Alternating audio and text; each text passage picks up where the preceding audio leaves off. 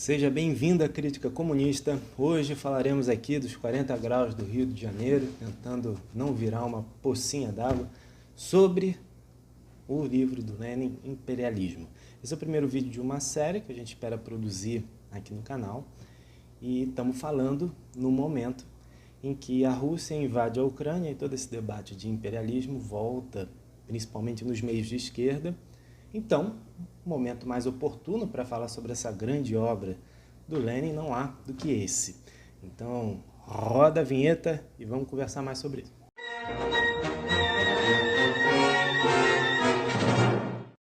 Então, hoje a gente vai começar falando sobre os prefácios e o prólogo da edição que eu tenho aqui disponível, que eu vou colocar abaixo.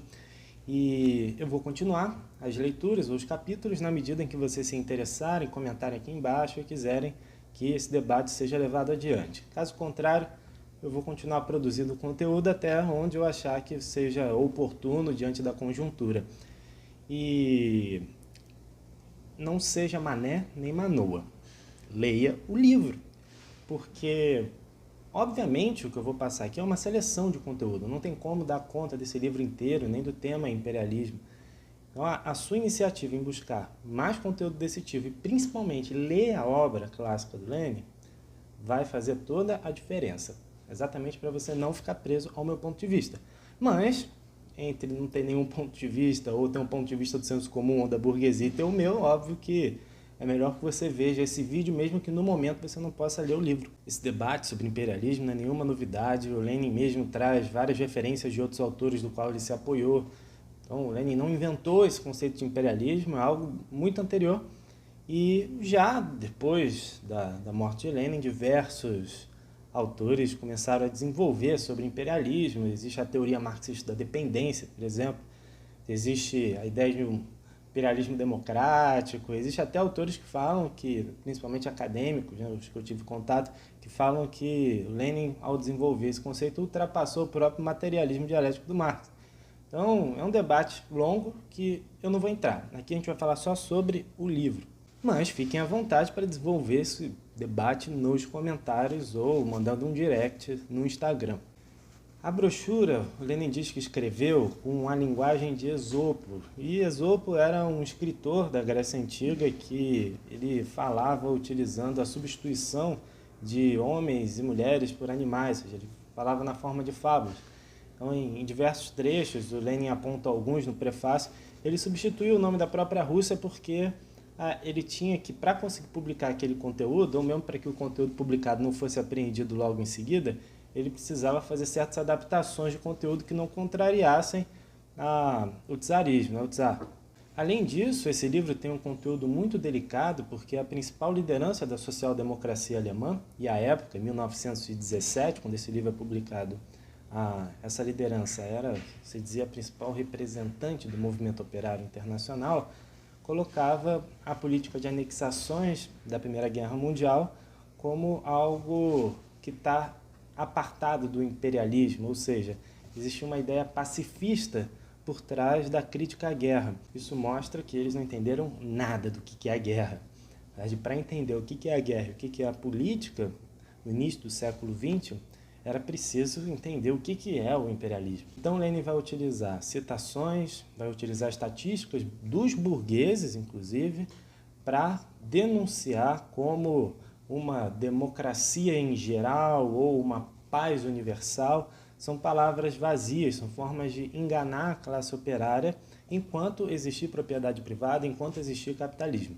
Para ele, o único motivo para a morte dos milhões de trabalhadores ou a mutilação de outros milhares na guerra, é definir com qual grupo de bandidos do mercado financeiro os territórios vão servir. Ou seja, não tem nada de progressista na conquista de um território, na anexação de uma colônia, na transferência de certas empresas para outro grupo empresarial.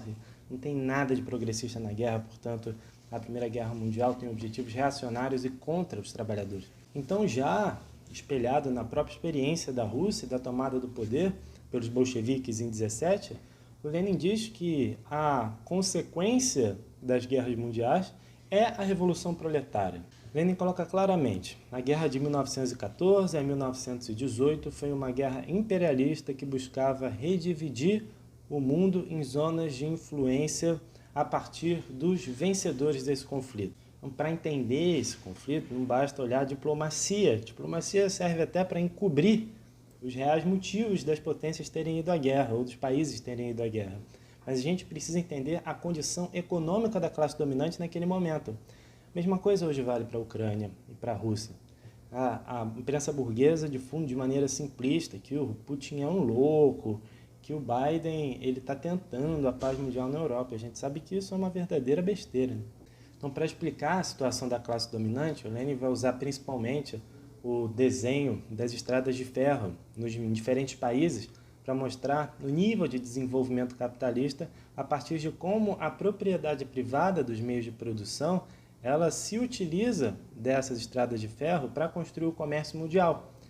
O Lenin explica que os sociais pacifistas, a quem ele está dirigindo a crítica, olham todos esses elementos, as estradas de ferro, o avanço tecnológico, como algo progressista por si só. Mas na mão de um punhado de monopolistas, de sindicatos patronais, ele acaba se transformando, pelo contrário, em um instrumento de opressão dos escravos assalariados, ou seja, dos trabalhadores.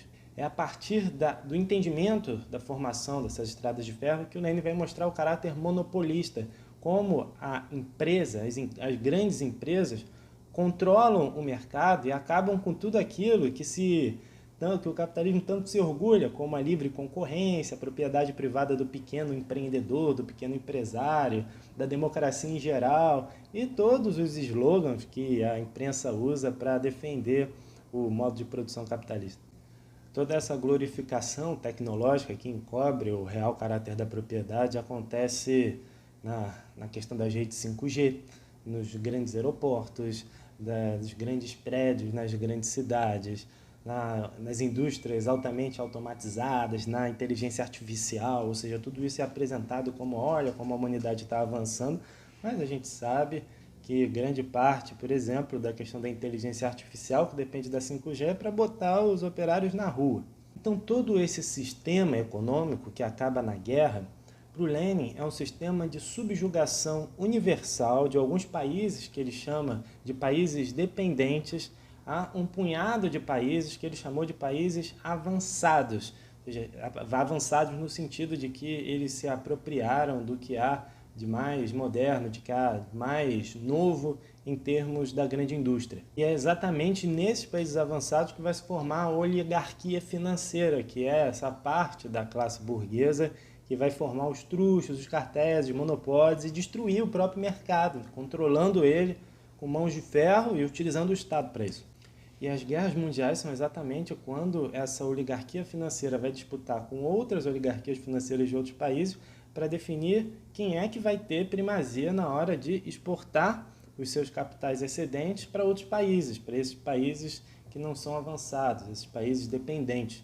É por isso que Lenin, como homem político, afinal ele não era um acadêmico estudando essas coisas, ele está trazendo esse estudo para mostrar que a ilusão na paz e na democracia em geral é uma maneira de enganar os trabalhadores, enganar inclusive os pequenos proprietários que estão subjugados aos interesses da grande burguesia. Então esse livro é uma arma na mão dos líderes do movimento comunista para dissuadir aqueles que tentam pregar ilusões entre o movimento operário. E o Lenin chega a chamar de infiltrados da burguesia dentro do movimento operário. Ele vai falar que existe uma divisão, e essa divisão na época se expressava entre a Terceira Internacional, que surge com a Revolução Russa, e a Segunda Internacional, dirigida tradicionalmente pela social-democracia alemã.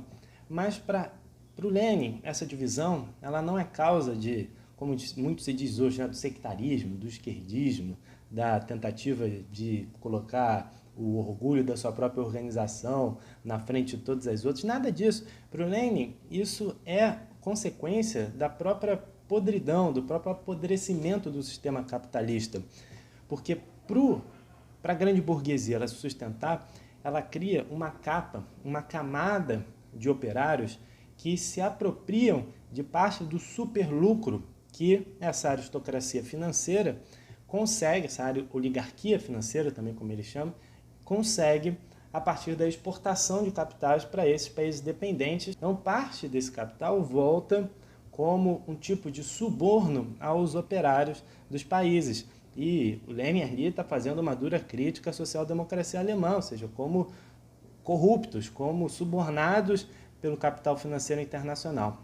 Então esse livro é um instrumento de combate aos capatazes operários, palavras dele, que estão dentro do movimento operário internacional, impedindo que a guerra mundial se transforme em revolução proletária mundial. Se gostou do conteúdo, convido a você se inscrever aqui no canal, acompanhar a gente nas redes sociais, no Instagram Crítica Comunista e a assinar o jornal Tempo de Revolução. Se você quiser uma edição gratuita, me envia um direct no Instagram e eu te envio. Tchau, tchau, até a próxima!